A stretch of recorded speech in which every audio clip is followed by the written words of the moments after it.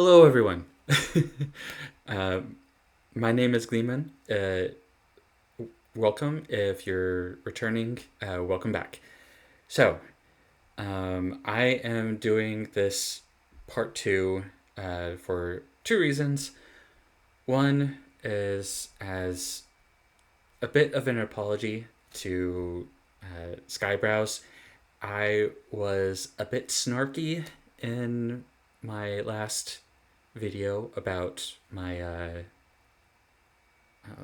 cameo, and uh, I do want to apologize for that because my ego got in the way. It was a cosmetic thing, and I should have let it go because it prevented me from seeing something truly incredible. And also, I'll go into it later in the video. But the other part to this is a response to a cosmic otaku's breakdown. Blah, blah, blah. Breakdown. um, he is an absolute mad lad. Oh my gosh. Fantastic guy. Go subscribe to him. He's fantastic. I just wanted to add another layer to what I said before and what he also said. And that is the cosmic and divine layer. So, let's get into the video real quick. Da, da, da, da, da. Oh, and there we go. And so this was absolutely by accident, but here's our first topic on the table. I took this as a drop of water in the hand. Cosmic Otaku mentioned that it was a crystal ball because and you could go see it in his video, but he was in the mindset of seeing into the future. And his breakdown, fan freaking tastic. And I wish I had his intellect. But something that struck me when he pointed this out, and I happened to be in the live chat where Skyebrows was also in the live chat, Skyebrows actually confirmed that this is indeed a crystal ball. So that actually got me to thinking about something that he has said to me on multiple occasions. And I think he has spoken out about it in more public settings, which is that he is a pantheist. So, while the crystal ball is setting us up for that theme of looking into the future or futures, it also ties us spiritually to pagan mysticism. And I just was like, oh my gosh, how did I miss that? So, moving on quickly. Let's see. Da, da, da, da, da. Here we go. So, I completely missed this. I thought it was simply another symbol of like that creation element along with destruction that we saw before. But Skyebrows mentioned in that live premiere for a Cosmic Otaku that this is Pandora's box. He didn't elaborate much on it, but like that sparked again inside me, and I was like, okay, another religious element has been brought to the fold because Pandora comes from Greek mythology. So more cosmic, slash religious symbolism here. Now, one second. So something that I was wondering, once he confirmed that this was Pandora's box, was why he would depict Pandora's box so specifically here. And if we move a little bit further ahead, it's almost directly tied to Roko's basilisk's egg. And so here I'm thinking, okay, what do those two possibly have in common? And I do remember a part of Pandora's mythology, which is that Pandora released the evils that were in the box, or in the original Greek mythology, it was a jar, but that she released them out of curiosity for seeing what was inside, and the gods knew that she was going to do this.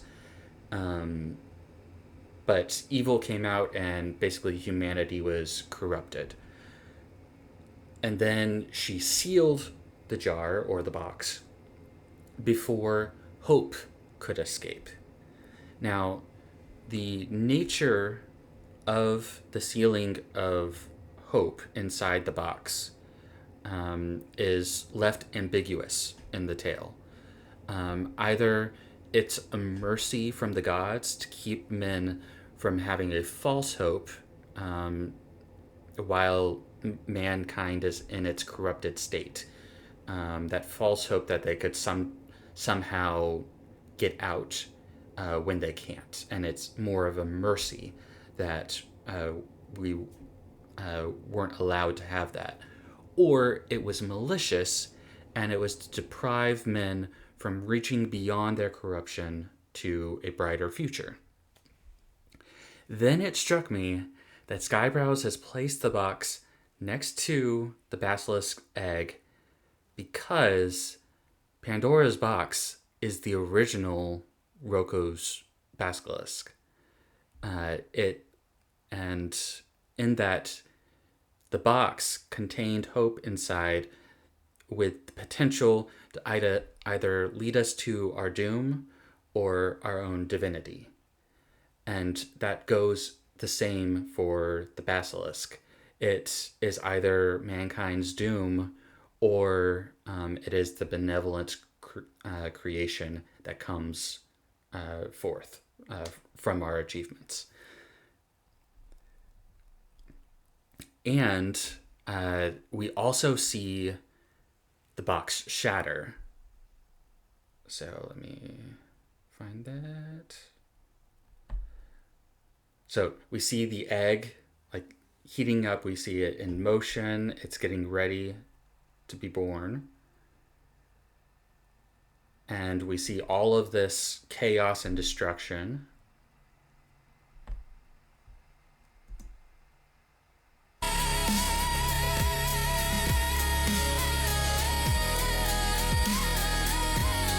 So we see it shatter, and immediately after, we see Elon Musk's creation, his robots. And we also see him looking up.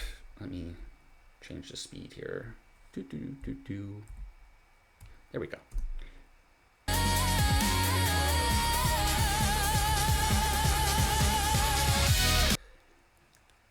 We see Elon Musk looking as his rocket is rising, this rising feeling of hope in humanity.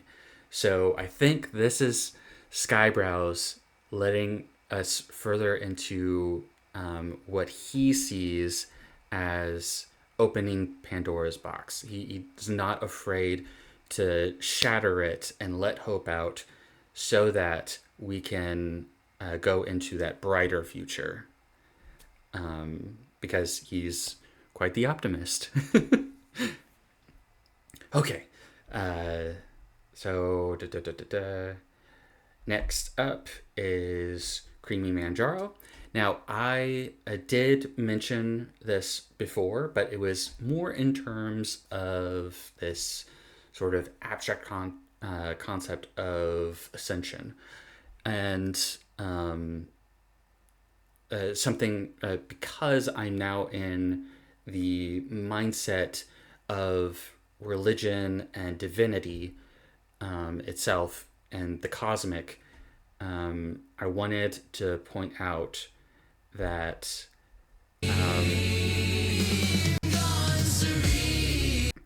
so the first sort of jump in this ascension point is a depiction sort of like Zeus, or in some cases Heliod, since Heliod was the sun god in Greek mythology.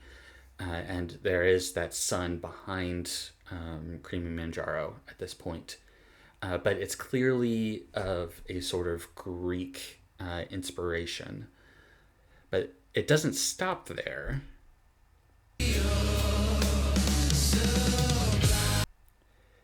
We, at this end point, we have a merging of several different depictions of divinity, actually. Because we don't see in Greek mythology very much the halo effect. In this case, it's the insu, I believe, typically seen in Buddhism or Eastern religions. That giant halo that's not just above the head, but almost encompasses the body as well. It's a holy symbol throughout cultures, even. And we also see bandages instead of that gold band on the arm, which would have been more of a Greek style. We see bandages, something that kind of looks Egyptian, even. So in this form, Manjaro is sort of coalescing all of these depictions of divinity into himself, which goes with that pantheist idea that essentially all roads lead into this one culminating deity, divinity. So, yeah, a little bit interesting there. Now, to switch things up a little bit, like I said, I'm going to be a little bit frenetic on this one, because yeah, all the thoughts. But as we move on from this point,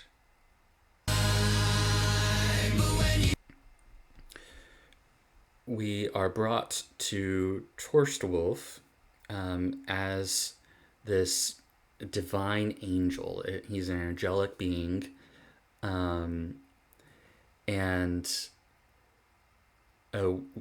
we first see him. He is gorgeous to look at. That is a stunning shot. Am I right? Oh my gosh, it looks gorgeous, but it's not complete. And I'm taking off of a cosmic otaku here. I do not claim any originality here.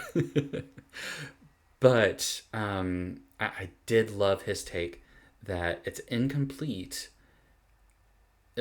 beautiful, but we're still not to perfection yet.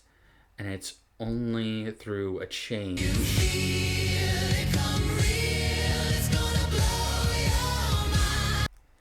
We see that his suit has dropped away from that black and accepted the white and gold into it. His halo has expanded and refined to a point where it goes even beyond its own boundaries in this these points around the halo as well. But everything is refined. Even the box itself It was growing and everything, but it wasn't complete until that crescendo in the music. So we then are immediately dropped off of this crescendo.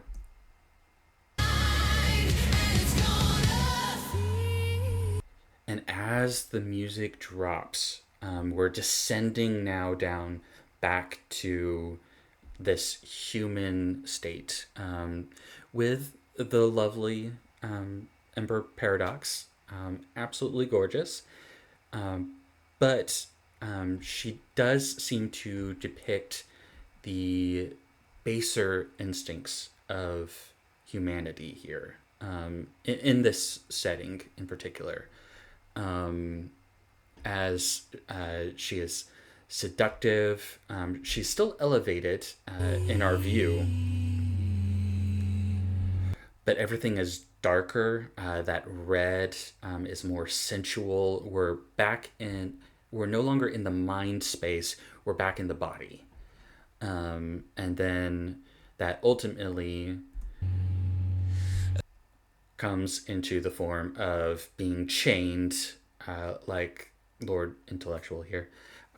I'm so sorry that I'm lingering on the shot, Lord Intellectual, but it's proving one of my points. But we're chained to this mortal form now, as the music descends. So yeah, that was that. Moving on. Again, sorry, Lord Intellectual. I hope you like my lore drop for you. Okay, so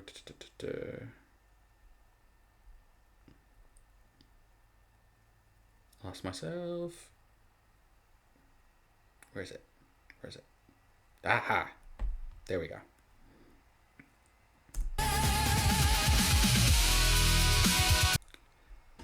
So, now we come back to the basilisk. And something to note here, again, watch a Cosmic Otaku's video. It's freaking fantastic. But something that I took note, because he too saw how it's somewhat a reverse of what is typically depicted as the basilisk. It's even very different from how we first saw the basilisk in Skyebrows' own video, which was that black serpent rising and looked menacing. So what I wanted to take note was this change in its appearance, because almost everybody has been kind of getting the image of the basilisk a little bit wrong, in that it's more draconic now. And I think in this case, it's very much on purpose, because Skyebrows is taking inspiration from Chinese mythology, in that Chinese dragons are seen as divine beings. Some are indeed deific. Others are simply very holy, or of a divine nature to them. And almost entirely, dragons in Chinese mythology are benevolent. So his basilisk has taken on that human ideal of what benevolence looks like in the serpentine form, that Chinese dragon. And in relation to Pandora, it's taken on that hope that has been made incarnate in humanity.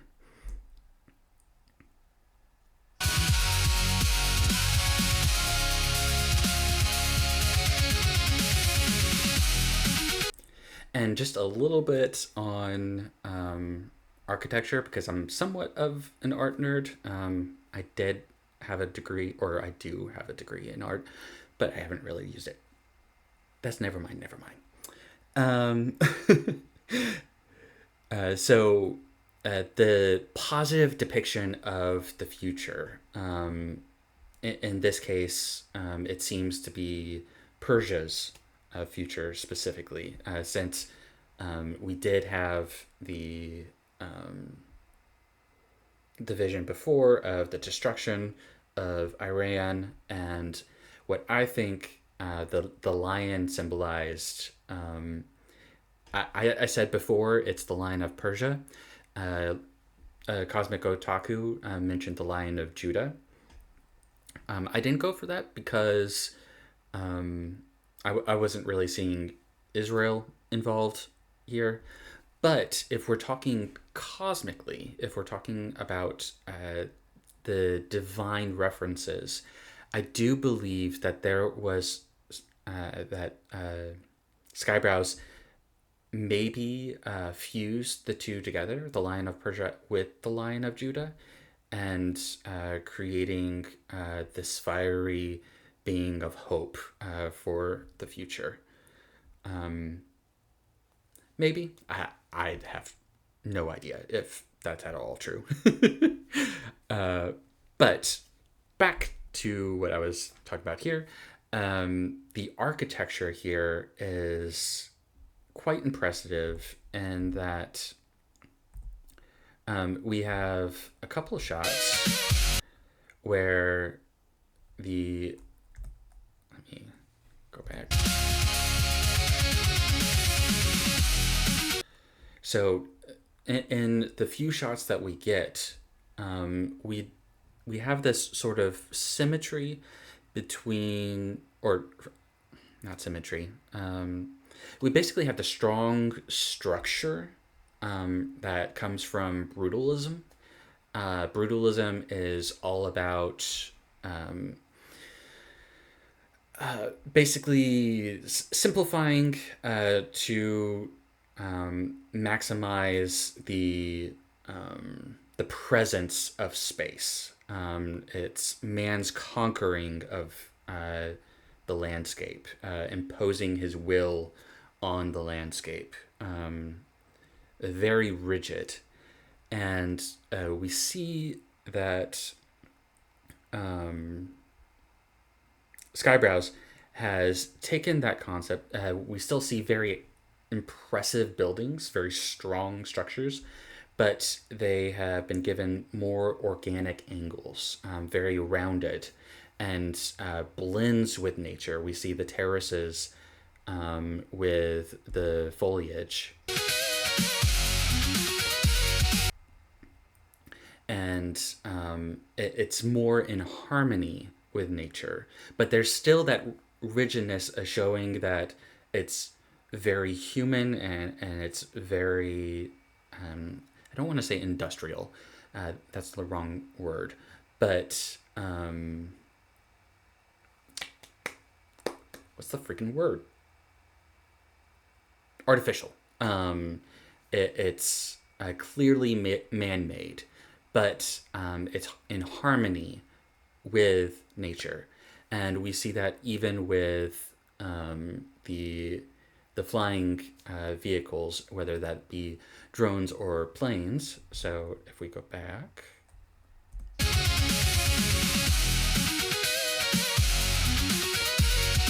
They're almost depicted like flocks of birds in the air, being very artificial but also natural seeming. And I just found that a little bit fascinating. It tickled a little bit of my brain as far as art goes. Okay, so now.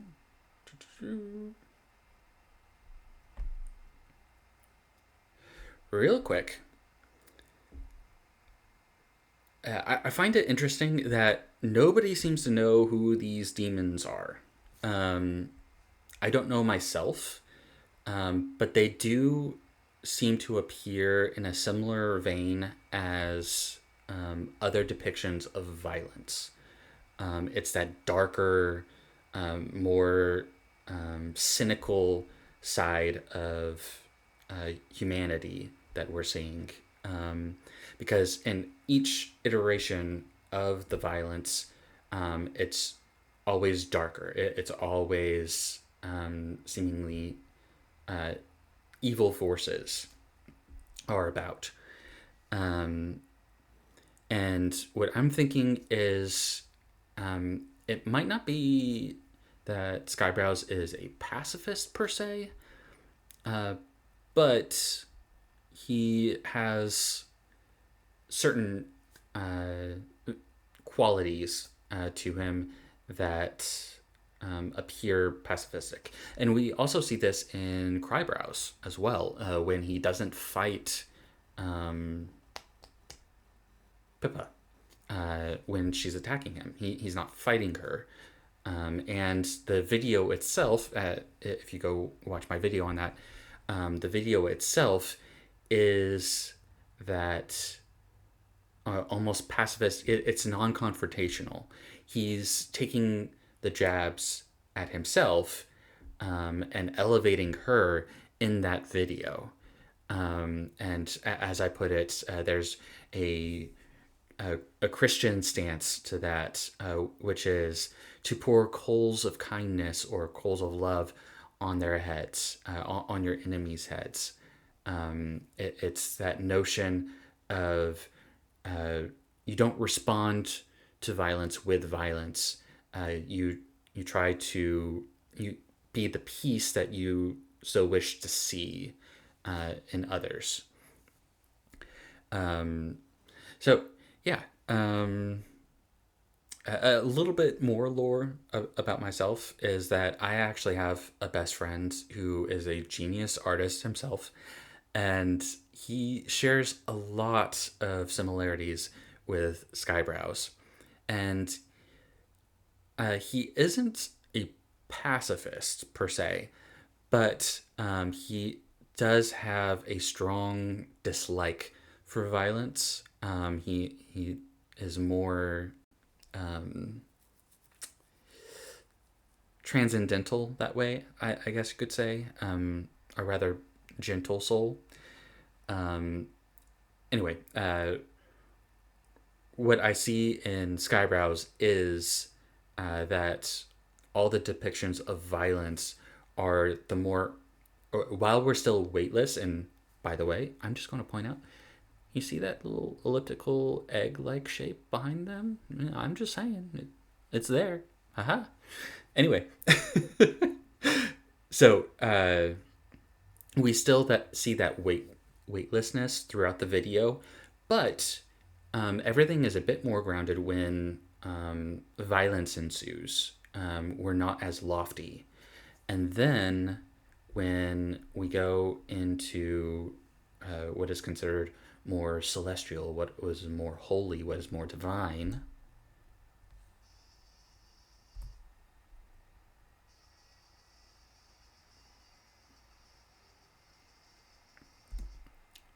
we see that these depictions of the divine, of these celestial beings, yeah, there's a sword, but she is simply there watching from above. She is set apart from, and a little bit of etymology for you, or actually, it, yeah, etymology. Yeah. Never mind. Um, the word holy means to be set apart. And so here we see these holy beings set apart from it all. They appear stern and resilient, but they are also not moving. That they're stationary and not violent, only with the potential of violence.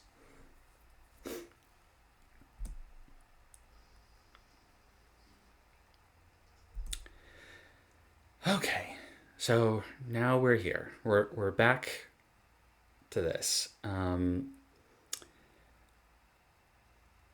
This uh, this is what really kicked me into making part two of the breakdown, because I was thinking about it, because I was like, oh, I missed so much stuff, blah blah blah blah blah,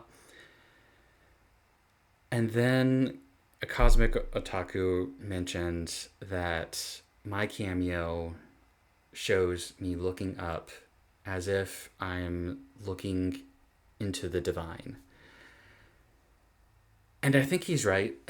And I think I might have disappointed Skyebrows with my first analysis, since I was the one, and as far as I know, I've been the only one to mention this, but I posited in my earlier reactions to Crybrows and to Amelia that his videos seem to be a synthesis of the present culture, something very similar, akin to mythology, stories collapsing to a point where the truth is seen within all of the chaos. It's condensed so that we see a larger truth to it.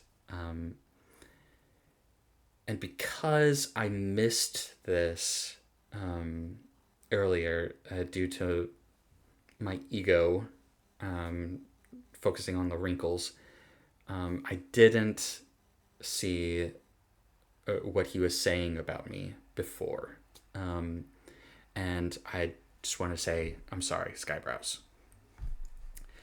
I caught glimpses of the divine natures of some of the images, and the fact that he was going more celestial because we were less grounded and floating. But I didn't put the mythological pieces together, and that's on me. And I feel like I let him down a little bit, because I don't know if he went this route as far as the mythological depictions go, or showing the celestial and the more religious elements because of me. But I think that my first reads of his videos did leave him with an expectation of me to catch that sort of thing. And I didn't on my first take. So I'm back and I'm covering it now.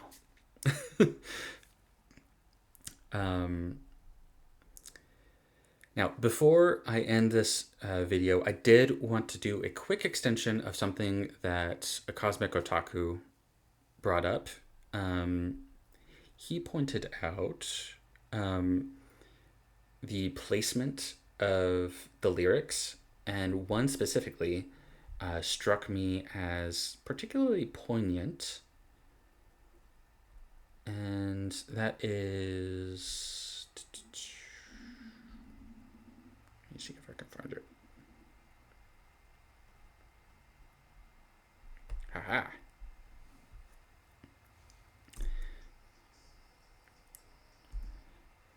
So here, when Sublime is introduced, I saw this as an abstraction, and I think that's still the case. So in the particular placement of Sublime, I think we are seeing two things happening at once, which is pretty cool, honestly. One is that this is an abstraction. The second, which comes from a comment that I read somewhere, I think it might have been on my video or somebody else's video, but it struck me, which is the zooming in here. So we're zooming in. It feels like we're drawing in like a microscope, and even though it's an abstract shape, there does seem to be a connection to like a bacterial form, how we see bacteria under a microscope. So we're both seeing the abstract in nature, but also the size is on the micro scale. Then we jump forward into Manjaro. And here we see Sublime is encapsulated in the cosmic scale. Also, it is the divine. So we have abstract and the microcosm, and then we have the divine and the macro, and then we skip forward again, and it's here. I know it's here. Come on. Aha! So, we have Sublime encapsulated in the human scale. Not only the scale, but the nature, humanity can be sublime as well. So we have sort of all three encompassed here. We have the abstract, the divine, and the human natures. And then we have the micro, the macro, and the human levels, or the sizes, to speak, where the sublime can be found. And I thought that was just a little interesting tidbit. So, anyway, I think I've talked your ears long enough. Again, sorry, Skyebrows, for missing all this. And even if you didn't intend those spiritual nuggets for me, I, I took it a little bit as a challenge when Cosmic Gods Otaku mentioned it. So here's my follow-up. Anyway, if you guys like the video, you know what to do. And I will see you in the next one. Bye-bye.